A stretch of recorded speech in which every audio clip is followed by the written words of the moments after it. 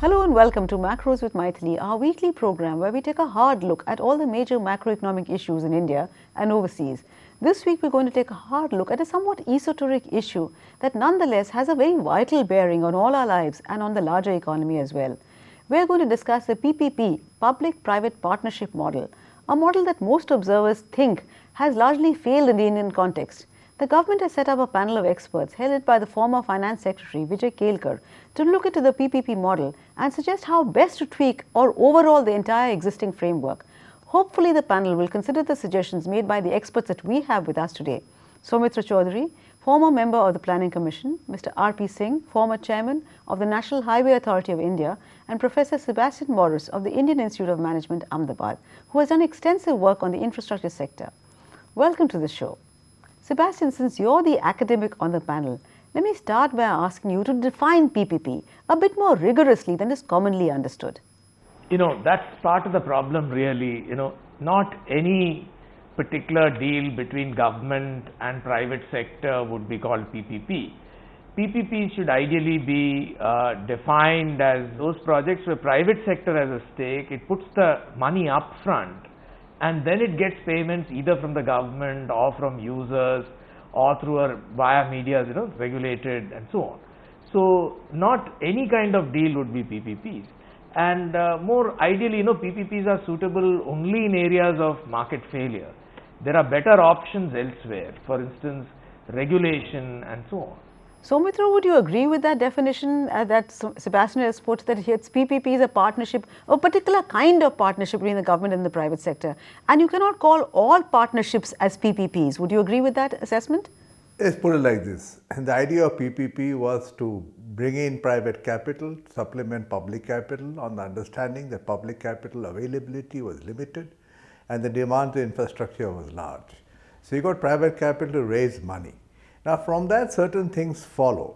The cost of servicing private capital is always greater than the cost of servicing public capital, but it was felt that in this manner infrastructure could be brought forward and certain efficiencies of the private sector would impinge on the underlying project.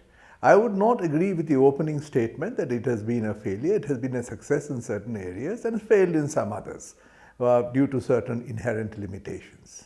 Mr. Singh, why is risk sharing, which to my mind is really the essence of PPPs, particularly important in the case of infrastructure projects? In the context of the road structure sector in particular, did the PPP model really address this successfully? I think first of all, let me say that in the road sector, PPP has not been a failure at all. The problems came in the year 10, 11, 11, 12, where the awards became a number game. Government did not fulfill its own condition precedent and all that. And because of that, the projects got delayed and the projects became unviable and all that. Otherwise, PPP, as we will further discuss in road sector, I would say has been an immensely successful kind of venture. As far as the definition aspect is concerned, I think without going to definition, I would rather say, as far as the government's expectation from PPP was, that the private sector will bring efficiency, capital, managerial capability, and it will be possible for us to implement the huge infrastructure projects very fast, what we cannot do in the government sector and all that. Unfortunately, the way we designed the concession agreements, it was not possible for them to raise the capital. Finally, the contractors became the concessionaires. They hardly had any access to capital and all that. They could just do one or two projects very well. After that, it almost became impossible for them to manage capital. And they were bidding because there was no other work available for them. They had idle machinery. They should have ideally not billed for those projects, but they bid for those projects, got those projects, and tried to somehow implement them without having access to right amount of equity. Sebastian, so these are the problems. Okay, Sebastian, so in the PPP model, are we trying to get the best of both worlds? And is there something like an ideal sharing pattern between the government and the private parties? So both Mr. Singh as well as Saumitra feel that PPP is not a failed model at all. And it's not just good in theory, but it's also good in practice. What is your view and what is the global experience with PPPs? Let me start with the global experience. It has been quite varied. The smartness of governments in designing PPPs such that rent opportunities are not made, and at the same time, companies are able to make good profits. That has been the crucial factor underlying success, and not too many governments have got it right. So, and particularly the Indian government has, if I may say so, has generally got it wrong. You see, that's the problem, that the design aspects could have been anticipated much better. The best of the whole framework is really the NHDP's PPP. Let me say that upfront. And part of the reason is, it was earlier on, very early in the design days, advised by the IDFC. But since the IDFC has moved away from policy advisory and developmental role, what has happened is most of the government departments have been left, as it were, orphaned to strike out good PPPs. Now, some have, of course, done it better than others, but the challenge of PPPs is really serious, because without PPPs, I don't think India will be able to do its infrastructure, for the simple reason that state failure is rampant among everybody, among all government departments. So, Mr. Singh, Sebastian seems to feel that the PPPs per se are not bad, and the problem is really one of design. So, you've been in the government, you've also been with NHAI. So, would you agree with him that the fundamental problem really is that the design was flawed? Required design had number of inadequacies, and design should have been tweaked, and we made efforts to do it. Unfortunately, the ecosystem which is required for the PPP at that point of time, it was not available. All the efforts on our part to tweak the design were either sabotaged by Planning Commission or by the Finance Department. And when the government itself was at fault for not implementing, for not meeting the condition precedents.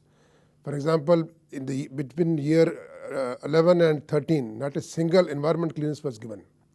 There's a delay of nearly 2 years in each project. Now, just to see that the projects become viable, little bit of tweak here and there which was required, which was not a renegotiation, I would say. That was opposed tooth and nail by Planning Commission, sometimes by Finance Department. I mean, there are so many people who are dealing with the subject, stakeholders who did not understand the whole thing at all. So if the ecosystem is not available, it's a long-term concession. Conditions cannot remain static for those 30 years, let us say. So here and there, you have to tweak even an existing agreement, you may have to slightly renegotiate here and there, in public interest, I would say.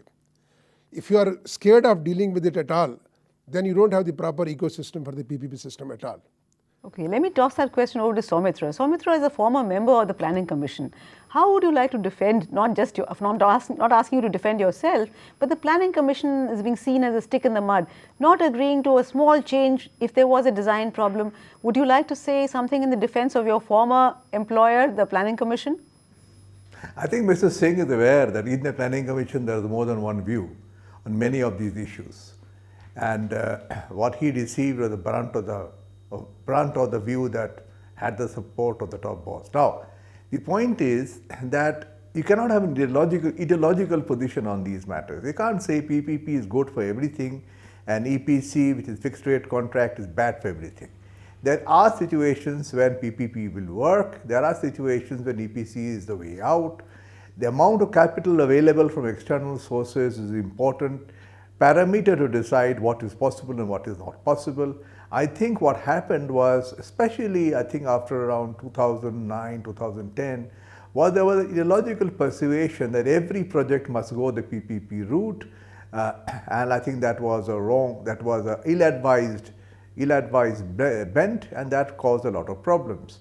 The second, of course, was Mr. Singh was alluding to, is obstructionism from the Ministry of Environment and Forests, which would not give small clearances where, let's say, a 150-kilometer stretch of road would get held up because of 500 meters of forest clearance not being given, and the court saying you cannot proceed on the rest because then it becomes a fait accompli. So it was a very difficult situation which needed intervention at the topmost level. That didn't quite happen. As a result, some of these projects got stalled. But returning to my first point, every project is not PPP friendly. Every project should not be taken up as PPP as a first priority. You should exhaust other potential, and certain projects, particularly near metropolis areas, are inherently favorable to PPP. There is a dividing line may change with circumstance, but one must be flexible in one's attitude. Oh, well, absolutely. So clearly there are good PPPs, there are bad PPPs, there are certain segments which lend themselves to PPPs and certain others which don't. But I'm afraid on that note, we slip into a very short break, but please do stay with us. We'll be back very soon. Welcome back. You're watching Macros with Mythili, and we're discussing the PPP model where an expert committee has been set up under Vijay Kelkar, and we're hoping that the views of our experts will find some consideration with the expert committee as well. Mr. Singh, before the break, we were talking about, what is wrong with the PPP proposal, the models, the design problems, etc. But to my understanding, the very basis of any PPP agreement is the agreement between the government and the private party. So should these really be seen as cast in stone? After all, they're for 30 years, 40 years, in a scenario where there's no sanctity of contract and legal redressal takes so long, what kind of remedial measure can we really have at all? And should these agreements be open at all to any kind of recasting? I think whatever risk allocation we think of in the original design of the PPP, over a period of 30 years, the situation can undergo a lot of change. And no company in the private sector, I think, it is in a position to take that kind of risk. Now, for example, what happened in 2011, 12 and all that, the traffic came down, the economy growth came down suddenly, the projects became unviable. They were also at fault because the bidding was aggressive. At one time, the profits were very huge. So everybody came into this field and all that. There was huge competition and all. But then to expect any private sector company to take care of a project risk for 30 years is very difficult. So whether we can, through design itself, provide for different kind of contingencies in the concession agreement, we have to think of that. It's possible to an extent.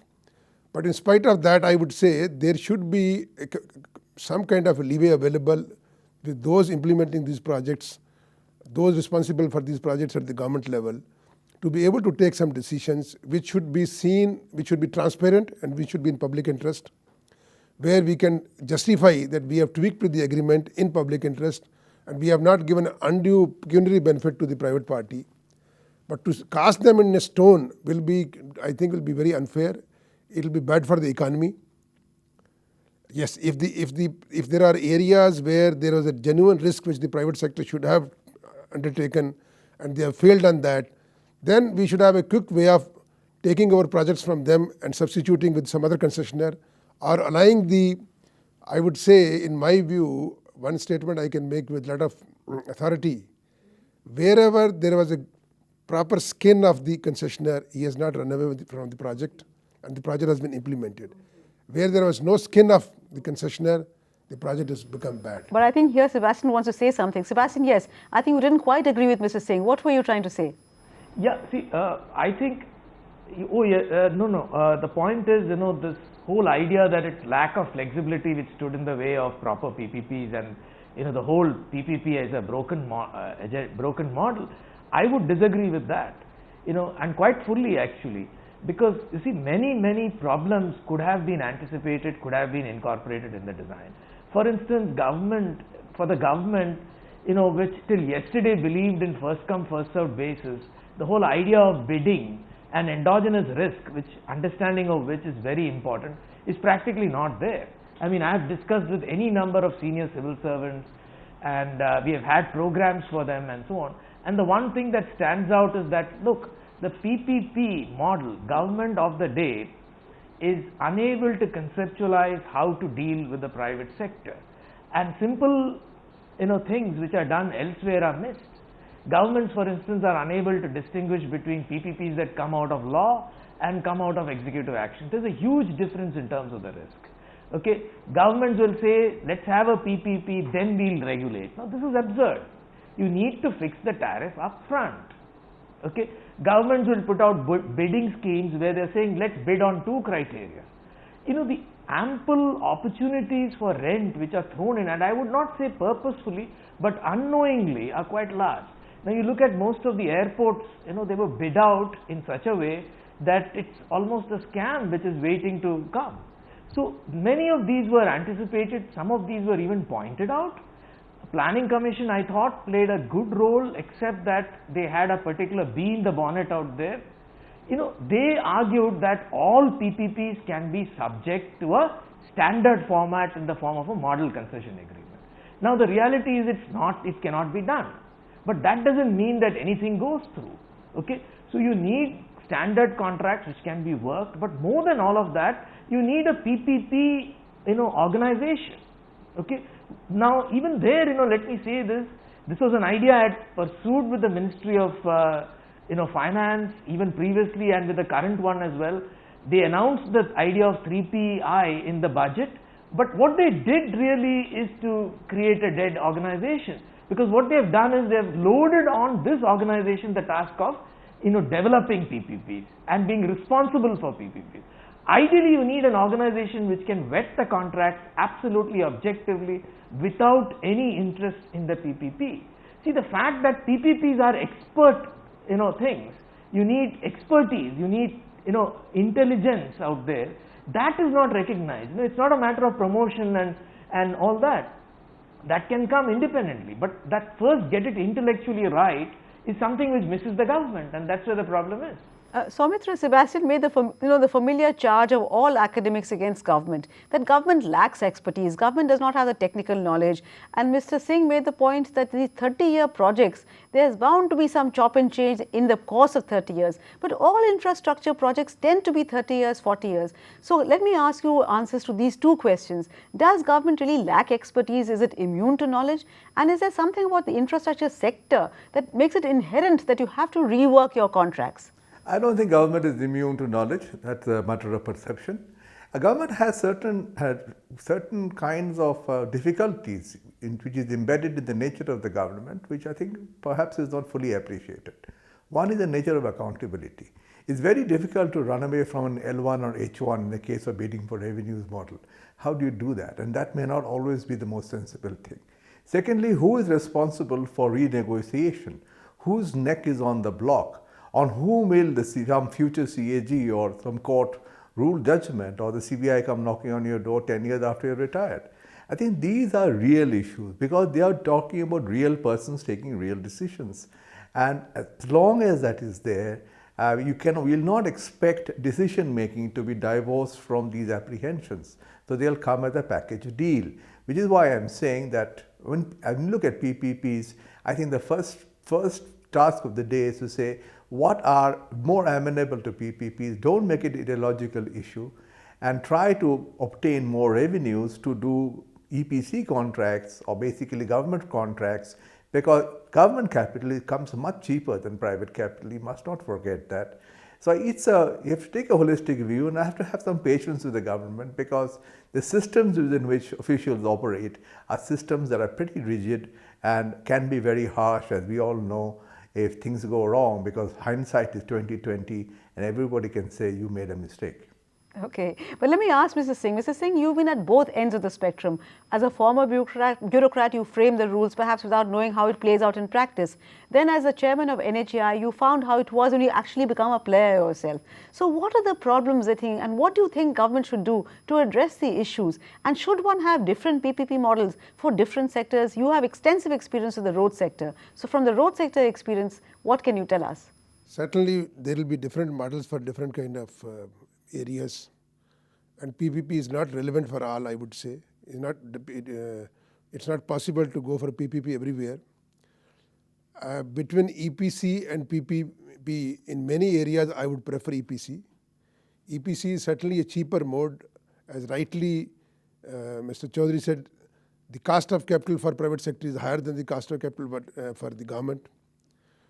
But the efficiencies which private sector can bring is something which we must take care, keep in mind. Similarly, if the capital has to come, either government implements through EPC and then hands over these projects for running and raises capital, allows these people to charge the user fee, and then government is able to kind of securitize these assets and then raise capital. Or government on its own strength against government guarantees should raise capital. There has to be, otherwise the way we are doing these projects, the amount of capital which is required, I don't think it can come through the budgetary resources. Sebastian, if there is no alternative to PPP and going by past experience in India, how should we tweak the PPP model to make it work? What suggestions can we offer to the Kelkar committee? Yeah, I think most importantly, that there cannot be a single model for all sectors. Okay, different sectors have different kinds of market failure, and you should arrive at PPPs based on these market failure. Okay, and these are available. There are fairly good models which have worked. There is a whole repository of knowledge. We need to tweak these for the Indian conditions, for the limitations of our bureaucracy and at the lower levels. That's number one. Number two is, I think, the model of Partnerships UK, wherein you create a kind of an organization which is funded by government and by, let's say, development institutions, but which has no stakes in PPPs, but which vets PPP documents on a voluntary basis, develops its equity, it develops its expertise and creates its reputation, to be able to pinpoint possible, disasters waiting around a proposed contractual agreement. That is very required. That would have to be manned by the best experts from the world of finance, law, economics and so on. Now, we have been proposing this for quite some time, but unfortunately the government, while it recognizes that need, wants to load on it, PPP development. The moment you do that, its entire objectivity and ability to actually be critical of a proposed PPP kind of dies, and that's the problem. You can't often mix certain things. Conflict of interest has to be realized. Okay, let me give you one instance, where I would beg to differ. Take for instance the idea of funding PPPs even by the NHAI. Yeah, while NHAI has got most of the things right, even now they are allowing private sector to get away without takeout financing for 30-year long projects. Now, if you have a project where the returns are going to come over 30 years, I would not go with any private party who has not made arrangements to cover interest rate risk. Our banks also don't understand this. The RBI regulation doesn't, prevent banks from taking on that kind of awful risk, which is why, all the private sector has ended up loading all the crap on the banking sector, and the public sector banks are always waiting there as bakras, to be loaded with all the negatives, as it has happened in the case of infrastructure. Okay, so it needs a serious fix. I mean, you need new world, finance and new world, legal expertise. The old world type, it's no longer that of the control period. Okay. So let me ask Mr. Singh, as a practitioner, as the only practitioner who's really been a player in the game, is there an alternative model that you could very quickly suggest, maybe just a sentence or two? Hybrid kind of model and all that, because then actually you are actually, the risk of the private sector becomes even lesser. So I would say, so both have got its merits and demerits. In my view, if you implement EPC also today, unlike the previous item rate contracts, even there you need a proper ecosystem, and you will have problems with the EPC also if you don't follow that proper ecosystem which is required for that. That very soon you will have problems there also, the kind of claims which will emerge there and all that. So whether you do EPC or whether you do PPP, the right ecosystem where decision making takes place fast, where the bureaucrats take responsibility, where you need to be strict, you have to be strict, but what is due to the private sector, you must give it to them at appropriate time, immediately, without ditching and delaying on that. So all that is a system you have to build up. That's important. So in short, a very ideal system, which I don't think we are going to get in India, at least not in the short term. But I'm afraid we've almost run out of time completely. So we'll have to wind up this discussion. Clearly, the PPP model, like Churchill said about democracy, is the least bad evil. So we have no option but to persevere with it, albeit with some sorely needed changes. And I do hope the Kelkar committee will consider the suggestions made by all of you. Thank you so much for joining me in this discussion. Thank you also for watching. But we'll be back next week with yet another edition of Macros with Mythili. Till then, it's thank you and goodbye from all of us at ET Now.